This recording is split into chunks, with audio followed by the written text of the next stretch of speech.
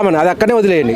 Stage మీదకి వచ్చినప్పుడు మీరు హీరో అంటే ఎంత లేదంటే మిమ్మల్ని 10 మంది చూస్తుంటారు. ఆ 10 మందికి మంచి చెప్పేటట్టు ఉండాలి. ఈ 16 సినిమాలోనే సినిమా వరకు వదిలిపెట్టేయండి. లేదు మీ కార్లో ఉంటారా, కార్లో పాడుకోండి, మీ బాత్రూంలో ఉంటారా, బాత్రూంలో పడుకోండి, పర్లేదు.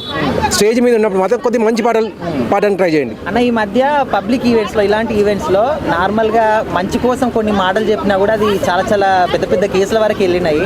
సో ఈయన అంటే డైరెక్ట్గా ఇంత పచ్చి బూతులు వాడి పాట పాడడం ఎంతవరకు కరెక్ట్ అంటారు? అంతమంది లేదు, ఇప్పుడు ఒకటి తను పాడడం అయితే తప్పేనండి. అది కాకపోతే చట్టం శిక్షించేంత తప్ప అయితే ఖచ్చితంగా కాదు.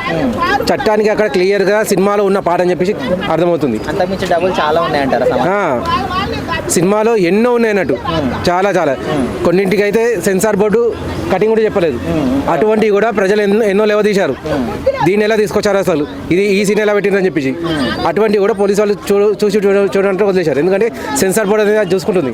సో ఈ పాట గురించి కూడా ఆల్రెడీ సెన్సార్ బోర్డు దగ్గర పొయ్యి ఉంటుంది, పాస్ అయి ఉంటుంది. సో దాని గురించి పోలీసులు చేసేది ఏముండదు. తను పబ్లిక్లో అంతలా పాడింది కాబట్టి జస్ట్ పోలీస్ స్టేషన్ పిలిచి మందలు ఇస్తారు అంతే. ఇటువంటి ఇంకోసారి పాడకండి అని చెప్పేసి, ఇటువంటి ఇంకోటి చేయకండి అని చెప్పి. ఒక విషయం ఏంటంటే, ఇప్పుడు ఎప్పుడైతే ఆయన పాట పాడిండో అక్కడ ఉన్నటువంటి పెద్దలందరూ కూడా అప్పుడు ఎంజాయ్ చేశారు, చప్పట్లు కొట్టిరు, అంతా చేశారు. ఒక 2-3 డేస్ తర్వాత ఎప్పుడైతే ఒక జర్నలిస్ట్ కేసు పెట్టాడో ఆ తర్వాత వీళ్ళందరూ మళ్ళీ నెగిటివ్గా మాట్లాడుతున్నారు. సో ఒకవేళ తప్పు అనిపించుంటే వెంటనే ఎందుకు రియాక్ట్ కాలేదనేది ఒక క్వశ్చన్. దానికి ఏం చెప్తారు?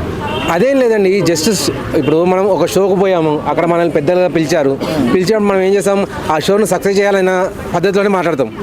సరే, అక్కడ కొన్ని తప్పులు జరిగినా స్పాట్లో మనం దాన్ని తప్పని చెప్పలేము. వాళ్ళు కూడా అదే పని చేశారు అన్నట్టు. తను పాట పాడుతున్నాడు, ఊరుతున్నాడు, వచ్చే జనం కూడా ఊగుతున్నారు. సో వాళ్ళని సపోర్ట్ చేద్దాం అన్నట్టుగా వాళ్ళు కూడా అనుభవించారు, కొద్దిగా ఆస్వాదించారు. తర్వాత వాళ్ళకి తప్పనేది తెలిసింది కాబట్టి అందులో అటువంటి పదాలు ఉన్నాయి కాబట్టి దాన్ని తప్పుగానే చూపించాలి అని చెప్పి వాళ్ళు కూడా బయటకు వచ్చి చెప్తున్నారు. దీన్ని ఒక మంచి చర్యగా తీసుకొని అటువంటి పాటలలో ఉన్న పదాలను తీసేసే మంచిది. థ్యాంక్ యూ అండి.